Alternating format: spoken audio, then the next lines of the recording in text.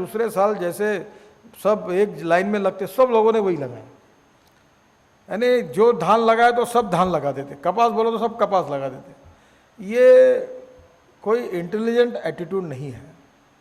किस चीज़ का शॉर्टेज है वो चीज़ लगानी चाहिए। अभी मैंने हमारे यहाँ किसानों को कहा गन्ना लगाओ, पर गन्ने में आप सोयाबीन लगाओ अंतर पीक करके, ताकि सोयाबीन अगर उसमें कुछ होता है तो उसके कारण आज तेल बिया को भाव अच्छा मिल सकता है, क्योंकि उसका शॉर्टेज है। देश में 1 लाख करोड़ का तेल हम आयात कर रहे हैं।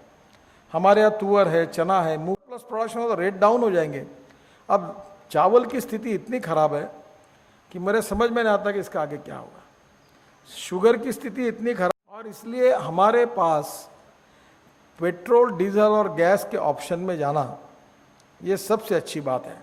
और मैं ये इंस्टीट्यूट को और हमारे यूनिवर्सिटीज़ वालों को यही सुझाऊंगा कि टेक्नोलॉजी एंड इकोनॉमिक वायबिलिटी, इसकी दोनों के बीच में अगर आप सोच कर अगर काम होगा तो टेक्नोलॉजी का उपयोग होगा।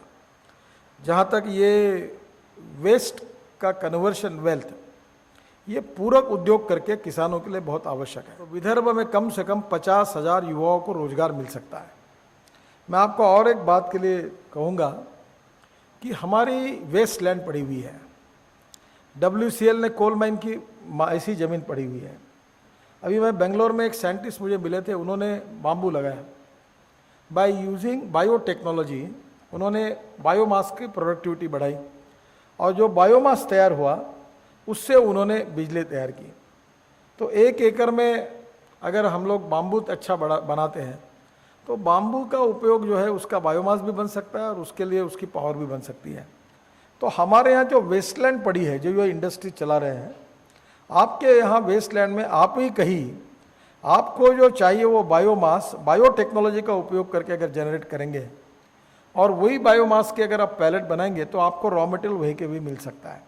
मैं विश्वास के साथ कहता हूँ गेहूँ चावल लगाने से बायोमास का प्रोडक्शन करना आज फायदे में है, क्योंकि इसकी कीमत नहीं है और उसको कोई खाद भी लगेगा नहीं। यूरिया और मिश्र खादों की कीमतें 4 गुना बढ़ी है और गेहूं और चावल की कीमत 1.5 और 2 रुपए किलो से नहीं बढ़ पाती। और इसलिए conversion of waste into wealth, ये पूरक उद्योग जो है ये ज़्यादा फायदा दे सकते हैं और रोजगार की निर्मित कर सकते हैं।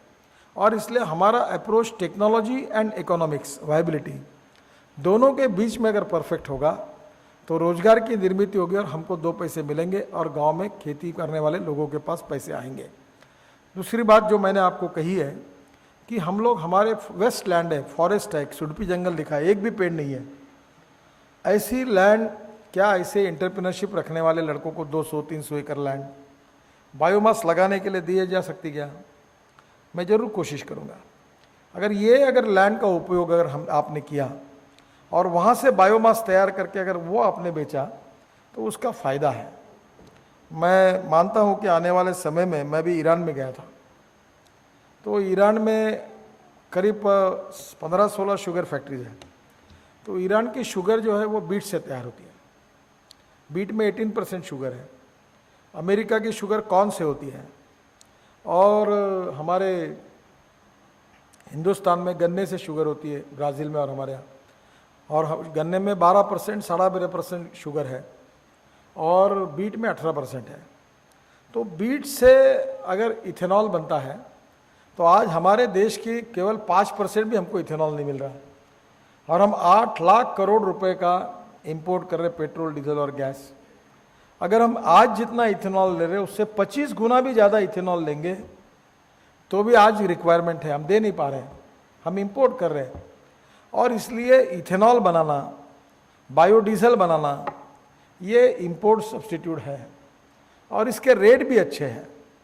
अभी हमारा हल्दिया करके पोर्ट है, उसमें ऑयल आता था, रिफाइनरीज थी। मैं 6 महीने पहले वहाँ गया और मैंने कहा ये रेसिड्यू निकलता है 5%, इससे आप बायोडीजल बनाइए। तो इमामी कंपनी ने बायोडीजल बनाया और उन्होंने 46 रुपीज़ लीटर के भाव से हमको दिया।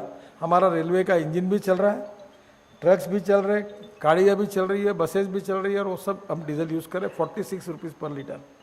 और पोल्यूशन 95% कम हुआ, क्योंकि ये जो हमारा ये इंडियन ऑयल और भारत ये सबसे गंदा है, पोल्यूटेड है पूरा।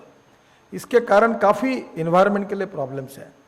तो मेरा आपसे एक अनुरोध है कि इनोवेशन, एंटरप्रेन्योरशिप, टेक्नोलॉजी और उसके साथ इकोनॉमिक्स, ये दोनों का अगर आप समन्वय रखकर अगर करोगे तो then conversion of knowledge into wealth, वैसे conversion of waste into wealth भी पॉसिबल है।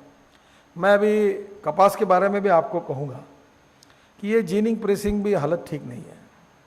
अब ये ऐसा, हम ऐसी इंडस्ट्री खड़ी करना चाहते हैं कि किसान अपने खेत में कपास लगाएगा, जीनिंग प्रेसिंग घर में करेगा, वो सूत घर में निकालेगा। सोलर चरखा अभी तैयार हुआ है, वो हमारे मिनिस्टर साहब आए थे, मैंने उनको योजना दी, वो पीछे पड़े। अब कहते हैं कि वो गिरिराज जी वो खादी ग्रामोद्योग के साथ सोलर चरखा देने की बात कर रहे हैं, तो वो लाखों लोगों को चरखा देने की बात करें कि हमारा एक किसान घर में वही चरखे पे सूत निकालेगा और सूत बेचेगा।